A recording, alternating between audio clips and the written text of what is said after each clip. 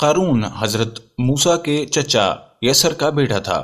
بہت ہی شکیل اور خوبصورت آدمی تھا، اسی لیے لوگ اس کے حسن جمال سے متاثر ہو کر اس کو منور کہا کرتے تھے۔ اس کے ساتھ ساتھ اس میں یہ کمال بھی تھا کہ وہ بنی اسرائیل میں تورات کا بہت بڑا عالم اور بہت ہی ملنسار اور با اخلاق انسان تھا، اور لوگ اس کا بہت ہی ادب و احترام کرتے تھے۔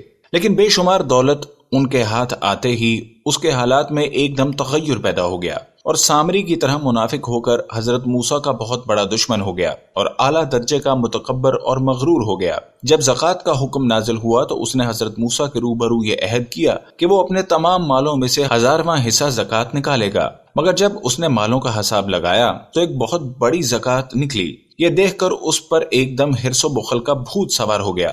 وہ نہ صرف زکوٰۃ کا منکر ہو گیا بلکہ عام طور پر بنی اسرائیل کو بہکانے لگا کہ حضرت موسیٰ اس بہانے تمہارے مالوں کو لے جانا چاہتے ہیں، یہاں تک کہ حضرت موسیٰ سے لوگوں کو برگشتہ کرنے کے لیے اس خبیث نے یہ گندی اور گھناؤنی چال چلی کہ ایک عورت کو بہت زیادہ مال و دولت دے کر آمادہ کر لیا کہ وہ آپ پر بدکاری کا الزام لگائے۔ چنانچہ عین اس وقت جب کہ حضرت موسیٰ وعظ فرما رہے تھے، قارون نے آپ کو ٹوکا کہ فلاں عورت سے آپ نے بدکاری کی ہے۔ حضرت موسیٰ نے فرمایا کہ اس عورت کو میرے سامنے لاؤ۔ چنانچہ وہ عورت بلائی گئی تو حضرت موسیٰ نے فرمایا کہ اے عورت، اس اللہ کی قسم جس نے بنی اسرائیل کے لیے دریا کو پھاڑ دیا اور عافیت و سلامتی کے ساتھ دریا کے پار کرا کر فرعون سے نجات دی، سچ سچ کہہ دے کہ واقعہ کیا ہے۔ حضرت موسیٰ کے جلال سے عورت سہم کر کانپنے لگی اور اس نے مجمع عام میں صاف صاف کہہ دیا کہ اے اللہ کے نبی، مجھ کو قارون نے کثیر دولت دے کر آپ پر بہتان لگانے کے لیے آمادہ کیا ہے۔ اس وقت حضرت موسیٰ آبیدہ ہو کر سجدہ شکر میں گر پڑے اور بحالت سجدہ آپ نے یہ دعا مانگی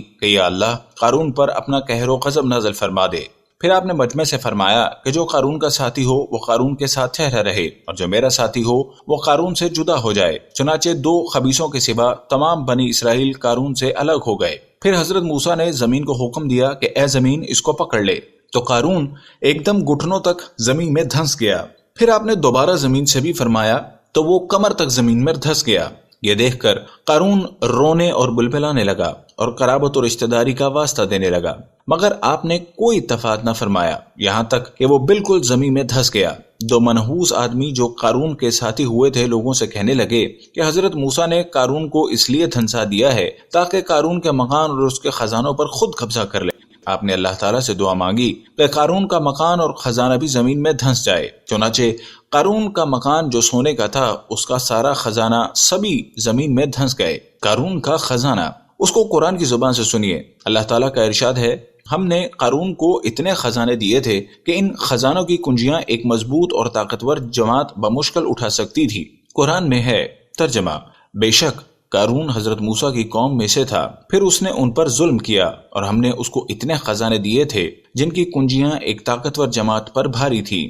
حضرت موسیٰ کی نصیحت۔ حضرت موسیٰ قارون کو جو نصیحت فرمائی وہ یہ جس کو قرآن مجید نے بیان فرمایا ہے۔ اسی خیر خواہی والی نصیحت کو سن کر قارون حضرت موسیٰ کا دشمن ہو گیا۔ غور کیجئے کہ کتنی مخلصانہ اور کس قدر پیاری نصیحت ہے جو حضرت موسیٰ کے ساتھ ساتھ ساری قوم قارون کو سناتی رہی۔ ترجمہ، جب قارون سے اس کی قوم نے کہا کہ اترا کر مت چل، بے شک اللہ اترانے والوں کو پسند نہیں فرماتا، اور جو مال اللہ نے تجھے دیا ہے اس سے آخرت کا گھر طلب کر اور دنیا میں اپنا حصہ نہ بھول، اور احسان کر جیسا کہ اللہ نے تجھ پر احسان فرمایا ہے، اور زمین میں فساد مت تلاش کر۔ قارون نے اپنے مال کے گھمنڈ میں اس مخلصانہ نصیحت کو ٹھکرا دیا اور خوب بن سمر کر تکبر غرور سے اتراتا ہوا قوم کے سامنے آیا اور حضرت موسیٰ کی بدگوئی اور ایذا رسانی کرنے لگا۔ اس کا نتیجہ کیا ہوا اس کو قرآن کی زبانی سے سنیے، اور خدا اس قاہرانہ گرفت پر خوف الہی سے تھراتے رہے۔ اللہ اکبر۔ قارون زمین میں دھنس گیا۔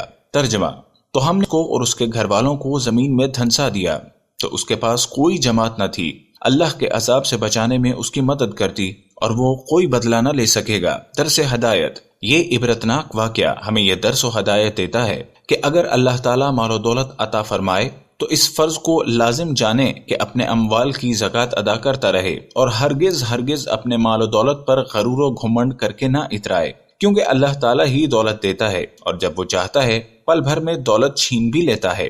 ہر وقت اس کا دھیان رکھتے ہوئے تواضع اور انکساری کی عادت رکھے، اور ہرگز کبھی انبیاء و اولیاء صالحین کی ایذا رسانی اور بدگوئی نہ کرے کہ ان مقولان بارگاہ الہی کی دعا اور بد دعا سے وہ ہو جایا کرتا ہے جس کا لوگ تصور و خیال بھی نہیں کر سکتے۔ واللہ تعالی عالم۔